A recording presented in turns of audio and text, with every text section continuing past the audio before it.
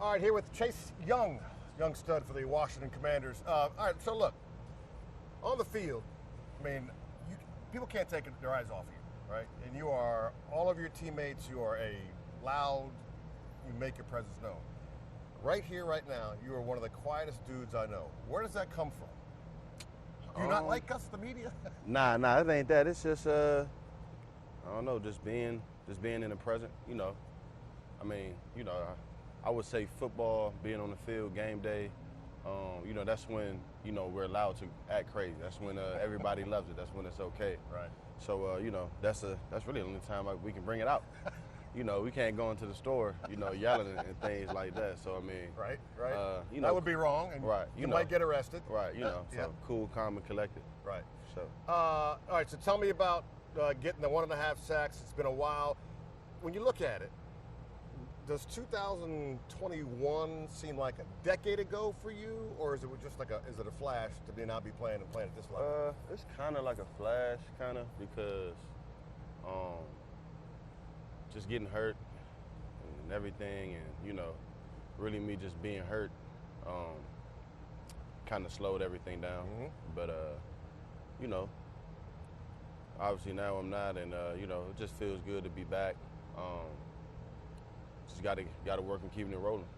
I got into a little bit of a Twitter or X tussle about you. Okay. And I don't know if you watch social media or not, but there are some people giving you grief about the neck stinger. People, first off, don't do what you do. Right. 2, if they had a neck, they can't even reach to get a glass, right? So tell me what kind of pain was that when you first got it? And yeah, I mean, it was really just taking precaution, taking precautionary, you know, doing that, being cautious of everything, you know, just listening, just resting. That's really all it really was. It just had to rest 4 to 6 weeks. 4 to 6 weeks. Yeah, just a rest. Right. Yeah, you know what I'm saying? Right. But you know. What did it feel like when you first got it? It's, you know, you get a stinger, kind of hit one arm. Mm-hmm. You know, I ain't about to go too into the details, but Sure. if you play football, you know what a stinger is. It's pretty common. Yeah. Mine, you know, they just wanted me to rest a little longer than usual, which is fine with me. You know, time was going to come when I was going to step on the field, so I wasn't really tripping. You wanted to go, though, so was a little bit of an argument with the doctor, like, come on, man, let me go? Not really an argument, Okay. just really understanding why. And once I understood why, then I was cool. What was that feeling like? It's a third down, big play, and you chase down Russell Wilson, and that's a big stop that creates a turnover on downs. Mm-hmm. For you personally, what did that mean to you? It meant a lot, man. All the hard work. You know, obviously everybody can't see, you know, behind closed doors, what we do. They just see us on games. So, man, I never really stopped working. Even when I was hurt, I continued to, you know, perfect my craft, keep my wind up, stay in the weight room, just because I knew, you know, the time was going to come. Right.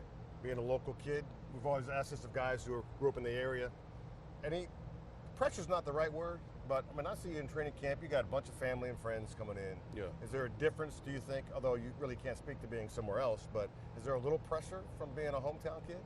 I wouldn't say pressure. I mean, you know, if it was pressure, then I had pressure since I was in high school. Right. You know, I was a top player in high school. I was top player in college. So, I mean, if it was any pressure, then I always been pressured. Right. But to me, it was just playing football, not really pressure. And, you know, I'm never really worried about playing football. You mentioned high school, DeMatha. So your boy, Markel Fultz, goes number 1. A couple years later, you go number 2. You guys both played on the same basketball team. And is there a little bit of competition? Was there at all about? Yeah, it was. We used to tell each other that we was both going to go number 1.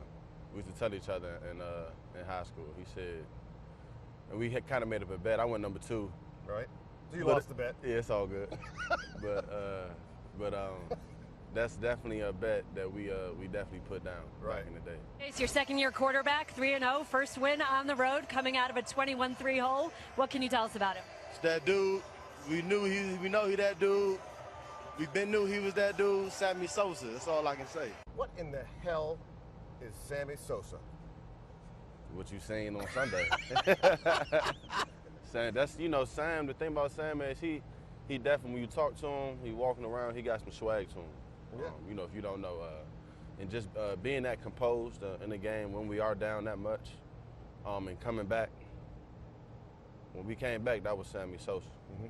You know what I'm saying? Yeah. Okay. And just how he was composed out there, I mean, he just looked like he been playing this game for longer than he has. Right. And Sammy Sosa. Yeah. let that name keep going. The book ends.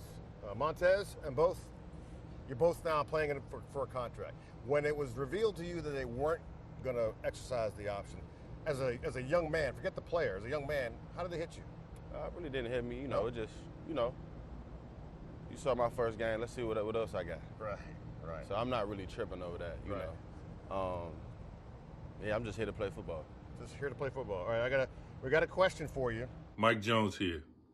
I'm not going to say your favorite coach, but I will say your favorite speech teacher. Yeah.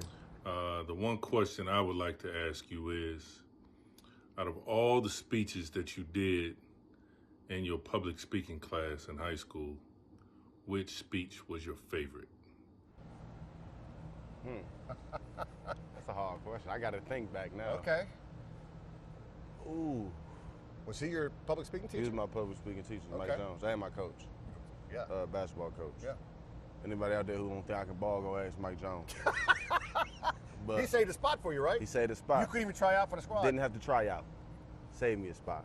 To all the naysayers about my basketball skills. But nah. All right. Favorite speech? My favorite speech. Honestly, I got to go back and look at which speeches I did. I have all my paperwork at my mom's. Is that right? Yeah, but I would have to go look. Sure. But I mean, I would say that speech in class, though, in general, definitely helped me, and definitely prepared me, just for college in terms of interviews Sure. and things like that. Going up and presenting in front of your peers, that's a little different than talking to somebody that you don't know. I think it's easier. But going up there and presenting the whole speech for your teammates and things like that, it puts you into a different bubble in the classroom. Some people get nervous and things like that. As you see, I'm still working on saying Hey, we all do it. We Yeah. all do it. When I first got into business, I was an guy, and there was they teach you just to pause for a second. Yeah. Even though you feel like the pause is 5 seconds. Right. It's really not. Right. Right. And there it is. Right. Yeah. But I would say it definitely helped me further in my career. All right. Final questions. Who was the guy when you were growing up? You looked and said, "That's my dude. I want to play like him."